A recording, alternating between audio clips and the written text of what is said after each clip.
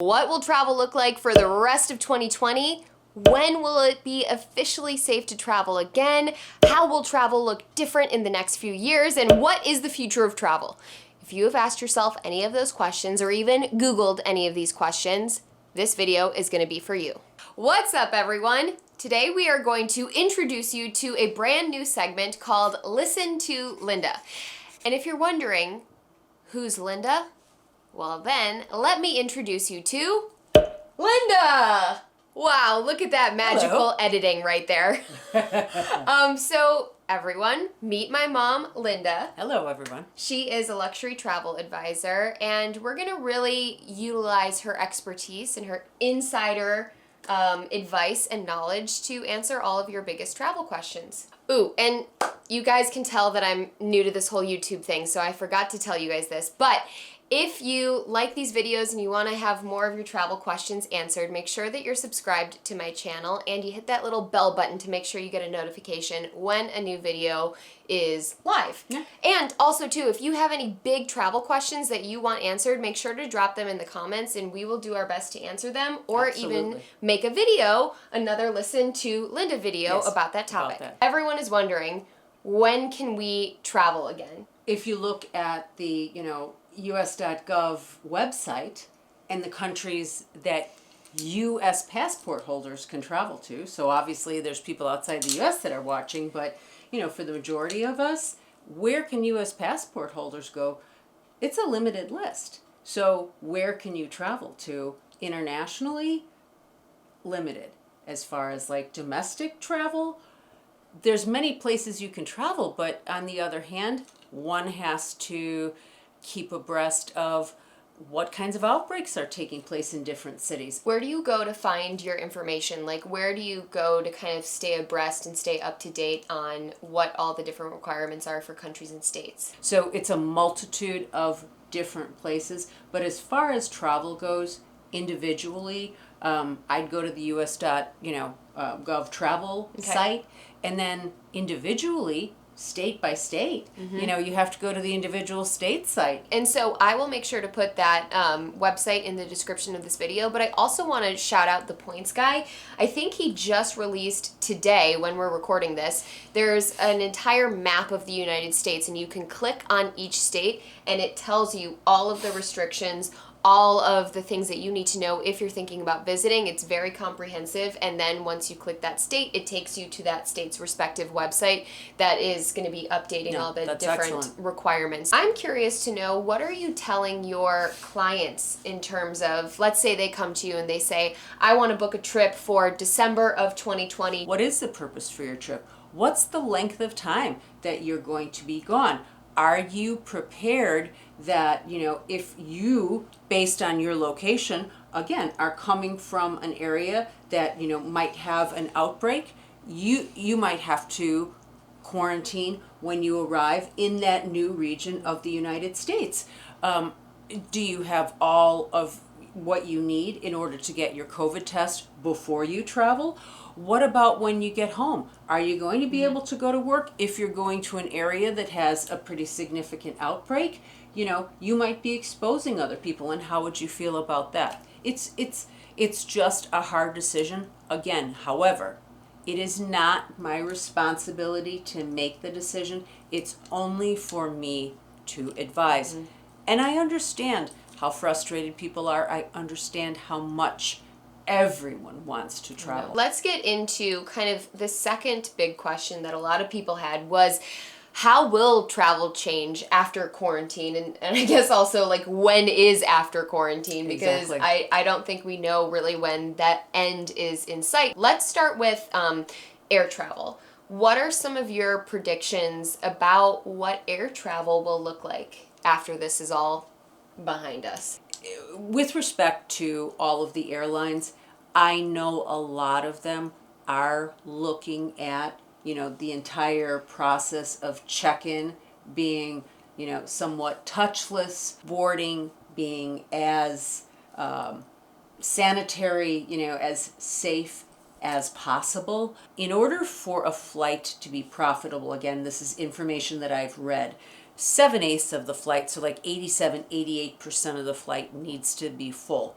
So if we just take any airline, any plane that you've been on, what does that mean in terms of the seat configuration? How can we do that based on the seat configuration that we knew before?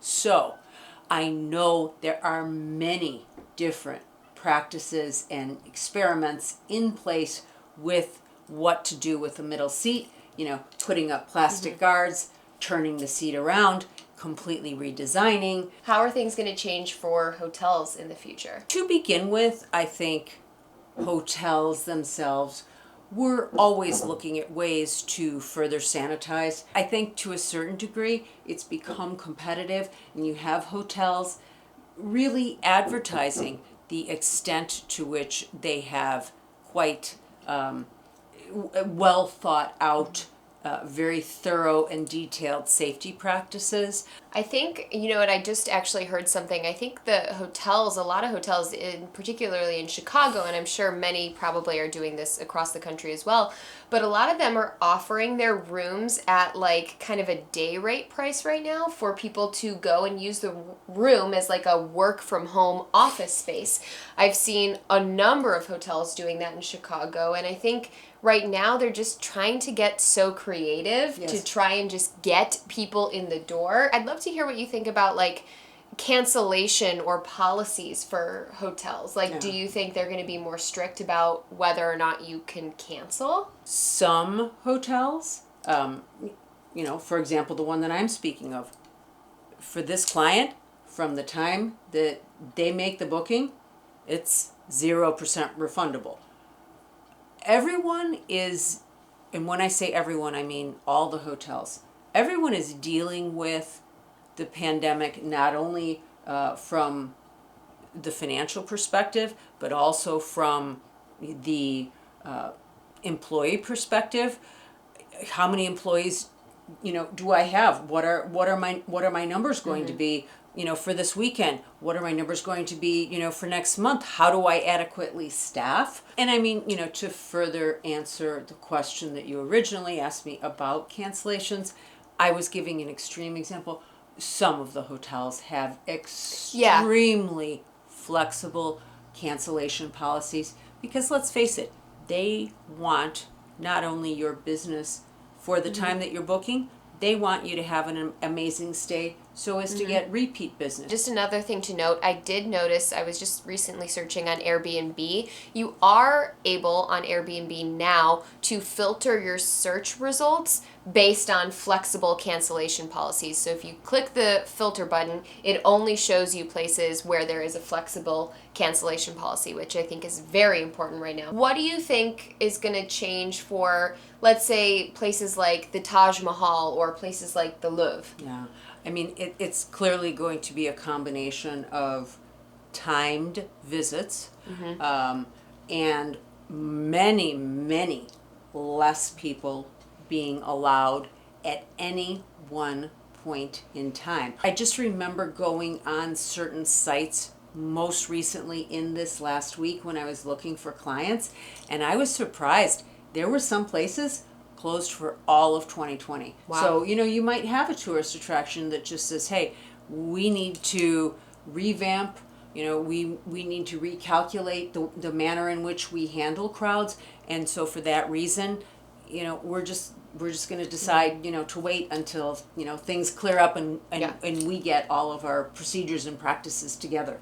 Which is also a good thing to note, just if you're even considering traveling both internationally and domestically right now, check out those main sites that you really want to make sure that you're seeing before you even book anything. Exactly. Because what is the point of going to a destination where you really want to see, X, Y, and Z, and maybe one of the three things is closed? Yeah. I mean, I would say maybe it's a good idea to wait. Do you anticipate that international travel will become more expensive as things do start to open up and Americans can enter more and more countries once we hopefully get our act together? One, it's like looking into a crystal ball. Yeah. Everything, however, that I have read and discussed indicates to me, at least with respect to air travel, at least for this foreseeable future, I think gone are the times, of the bargain basement prices. Sure, there's going to be carriers that are going to be giving some discounts, but generally across the board, I think air travel for the foreseeable future, that appears to be a tongue twister, is going to be a bit more expensive. Now, honestly, with respect to hotels, my business is really 98% international. I'm not seeing any huge increases for 2021 bookings.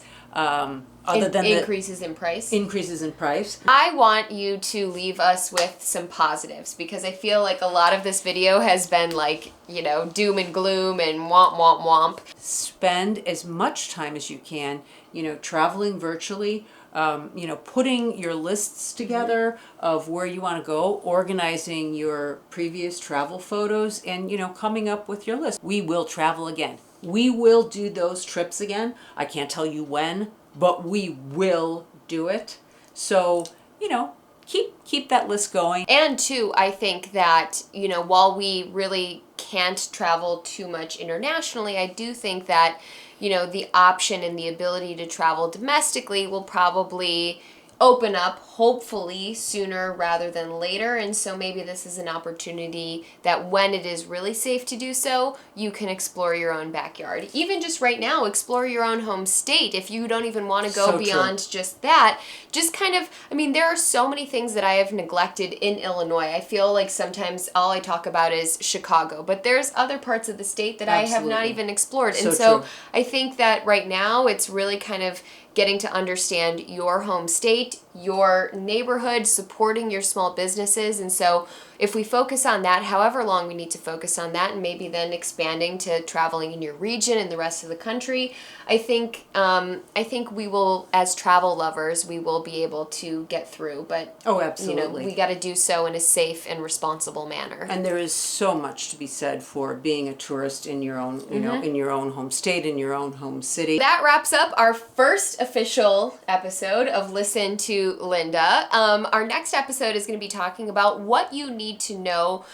in terms of planning your first vacation or trip after quarantine. We're going to be really going into our resources, some things that, we ask ourselves when kind of weighing out whether to fly, whether to drive, stay in a hotel versus an Airbnb. So if you found this video helpful and you maybe want more Listen to Linda episodes, leave a comment in the comment section. Let us know if you have a travel question, a big travel question as it relates to COVID, or maybe not, and we will make sure to help you get your answer and maybe even make a video about it. Also, make sure that you're subscribed to my channel, hit the bell to get a notification when another video goes live, and if you want even more travel content and maybe some funny Linda moments, you can find me on Instagram at Allie Pierce.